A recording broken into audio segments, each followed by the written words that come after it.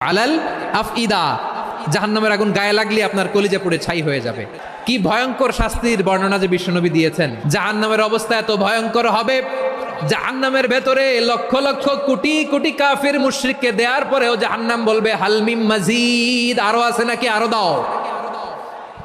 কোটি কোটি কাফেরের দল, মুশরিকের দল, সীমা লঙ্ঘনকারী দল, তাদেরকে যখন জাহান্নামে ফেলা হবে, বড় বড় পাথরখণ্ড জাহান্নামে ফেলা হবে, তারপরও জাহান্নাম বলবে হালমিম মাজিদ, আরো আছে নাকি, দাও, আরো দাও, আরো দাও।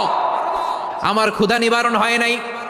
জাহান্নামে তো উত্তপ্ত হবে, জ্বলন্ত হবে, ভয়ঙ্কর হবে। জাহান্নামের এক অংশ আরেক অংশকে খেয়ে ফেলবে। আল্লাহু আকবার।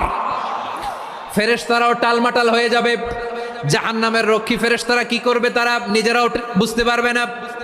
কোটি কোটি মুশরিক কাফেরদেরকে জাহান্নামে নিক্ষেপ করার পরেও জাহান্নাম ঠান্ডা হবে না, শান্ত হবে না, বলবে হালমিম মাজিদ, আরো আছে নাকি, আরো দাও। তখন